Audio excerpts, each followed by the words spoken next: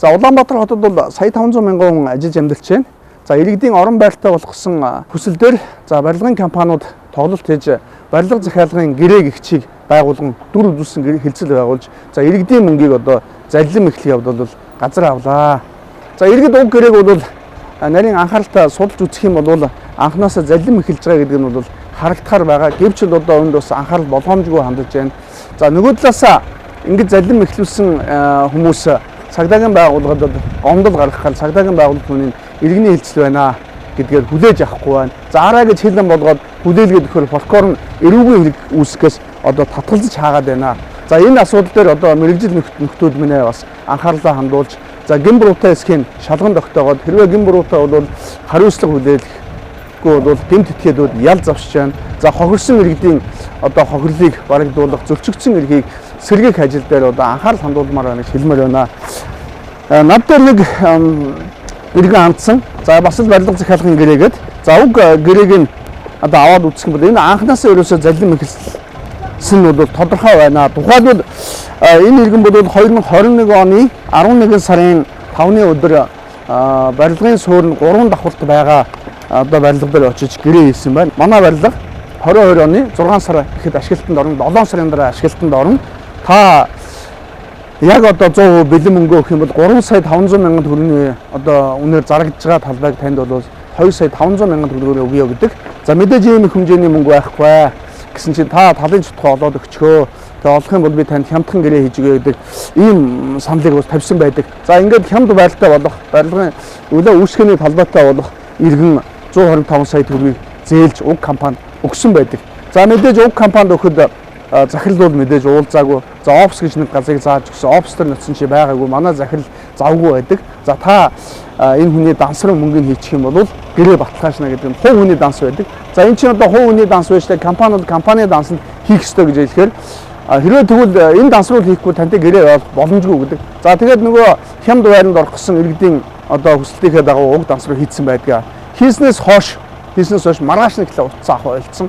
Уг гэрээ хийхдээ бол ярьдаг. Манайх бол одоо барилгын компани, том компани олон газар барилга барьж байгаа. Өвлжингөд одоо тасралтгүй барилга барина гэж хэлсэн байдаг. Маргааш нь талбай дээр нь нөхөртөөгөө яваад очиод үзсэн чинь нэг ч ажилтан байхгүй байдаг талбай дээр.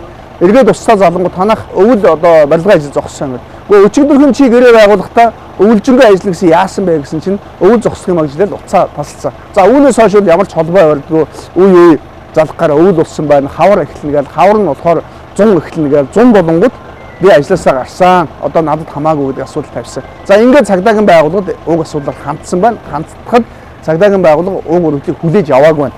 Ингээд надад хэллээ. За би энэ гэрээг нь уншаад үзлээ. Тэгсэн чинь энэ гэрээ бол анханасаа заллим эхлэх одоо гэмтрийг үлдгэсэн гэж би харж байна.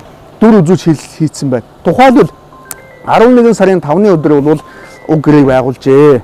Барилга угсралт бол хийгдэх ямар ч боломжгүй. Гэтэл 22 оны 6 сард ашиглалтанд орно гэжээ. Хавар 5 сард эхэллэхэд өдөрт нэг давхраар одоо угсралаач гэсэн угсраад сан салхивчийг хийгээд агааржуултыг хийгээд дотор заслыг хийгээд улсын комисс хүлээл гэж өгөх ямар ч боломжгүй байгаа байхгүй. Боломжгүй зүйлийг энд бичсэн байгаа юм.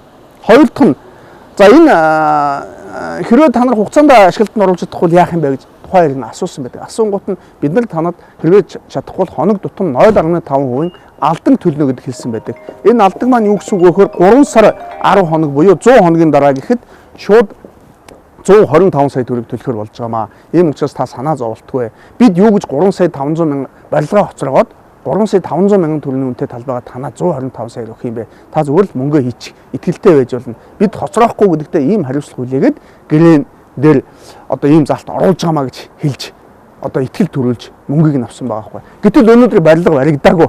22 оны одоо 10 сар 11 сар гэж барилга баригдаагүй. Нөгөө хүү алданг төлөгдөөгүй. Зүгээр л баригдахгүй гэдгийг мэдчихсэн ярина. Баригдах боломжгүй гэдгийг мэдчихсэн ярина. Одоо барина гэж хэлээд хугацаа хамлаад хүү алданг амлаж одоо энэхүү гэрээг одоо хийсэн байгаа нь өөрөө заллим эхлэх гэмтэг гэдгийг одоо тодорхойлж байгаа юм. Заллим эхлэх гэмтэг иргэний хэлцэл хоёр ганц л зүйлээр ялгагдав. Анханасаа өгөхгүй гэж бодож авсан бол заллим эхлэх гэмтэг, анханасаа өгнө гэж бодож аваад өгч чадахгүй байсан бол чадахгүй байгаа бол энэ иргэний хэлцэл байхгүй. Зүгээр энэ барилга захиалгын гэрээний хувьд бол анханасаа баригдах боломжгүй гэдгийг мэдчихсэн хэрнээ барина гэж хэлээд мөнгө авдаг. Тийм ч учраас хүү алданг төлнөө хариуцлагатай байна гэж итгэл төрүүлсэн. Ерөөсөө л ийм асуудал. Энийг яагаад цагдаагийн байгууллага хүлээж авахгүй байгаа юм бэ? Энийг бол одоо хүлээж авах хэрэгтэй. Одоо ингээд энэ үргэлжлэлийг би Сүхбаатар дүүргийн 1-р хэлсэлт одоо оруулж өгье. Хүлээж авах хэсгийг хэдүүлээ харъя.